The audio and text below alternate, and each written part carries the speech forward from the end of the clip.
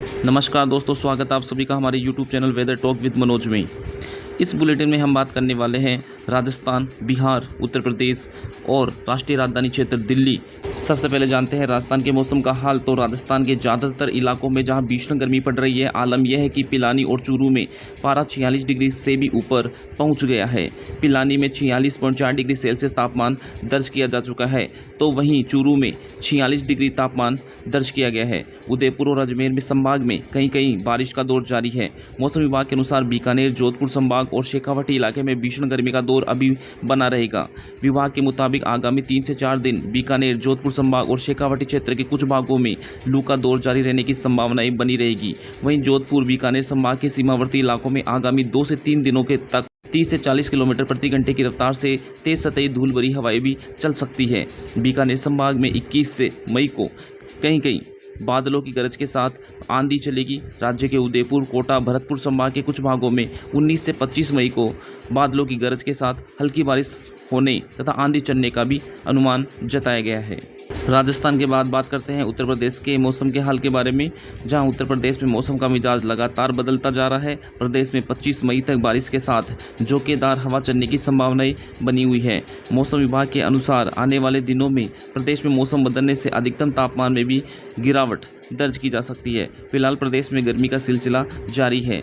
राजधानी लखनऊ समेत अधिकतर जिलों में भीषण गर्मी पड़ रही है। रात में हवा चलने से मौसम सुहावना हो जाता है। इसी क्रम में पश्चिमी और पूर्वी हिस्से में कहीं कहीं पर बारिश और गरज चमक के साथ बौछारें पड़ सकती है। साथ ही इस दौरान दोनों हिस्सों में कहीं कहीं पर बादल गरजने और बिजली चमकने के साथ 40 से 50 किलोमीटर प्रति घंटे की रफ्तार से हवा भी चल सकती है।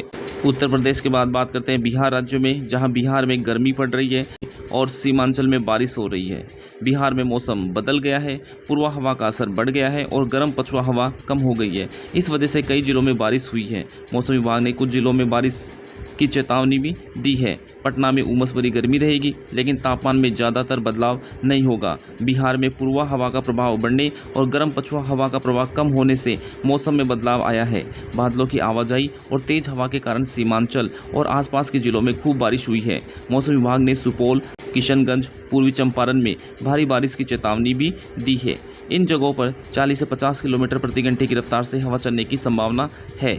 पटना में उमस भरी गर्मी रहेगी और हल्की बारिश भी हो सकती है। तापमान में ज़्यादा बदलाव की उम्मीद नहीं है। पूर्वोत्तर भारत में बात करते हैं असम में, जहां जोरदार बारिश का अलर्ट जारी किया गया है। असम की राजधानी गुवाहाटी में मौसम पूरी तरह से बदल गया है। यहां तेज बारिश का दौर जारी है, जिससे सड़कों और रिहायशी इलाकों में जलभराव हो रहा है। गुवाहाटी के सैकड़ों घरों में बारिश का पानी जमा हो गया है। भारतीय मौसम विभाग के अनुसार अगले 2-3 दिनों तक असम के कई हिस्सों में भारी से बहुत भारी बारिश की चेतावनी दी गई है। मौसम विभाग के अनुसार असम के पश्चिमी और दक्षिणी इलाकों में अगले कुछ दिनों में भारी बारिश की चेतावनी दी गई है। कुछ स्थानों पर बारिश 200 mm तक हो सकती है। और अंत में बात करते हैं मानसून भारत में कब तक पहुंचेगा। तो आने वाले 4 से 5 दिनों में मानसून भारत में केरल तक पहुंच जाएगा। दक्षिणी पश्चिम मानसून अगले 4 से 5 दिनों में केरल तक पहुंचने की पूर्ण संभावनाएं हैं, जो मानसून के आने की 1 जून की सामान्य तिथि से पहले है।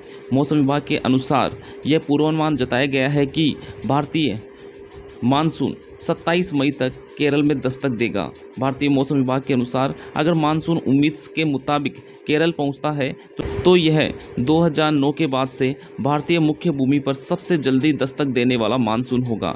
2009 में मानसून 23 मई को आया था। आमतौर पर दक्षिणी पश्चिमी मानसून 1 जून तक केरल में पहुंचता है और 8 जुलाई तक पूरे देश में छा जाता है। यह 17 सितंबर के आसपास उत्तर पश्चिमी भारत से लौटना शुरू भी हो जाता है और 15 अक्टूबर तक संपूर्ण भारत से वापस चला जाता है। आज की बुलेटिन में इतना ही। मौसम से जुड़ी खबरें जानने के लिए बने रहिए हमारे साथ वेदर टॉक विद मनोज में। नमस्कार।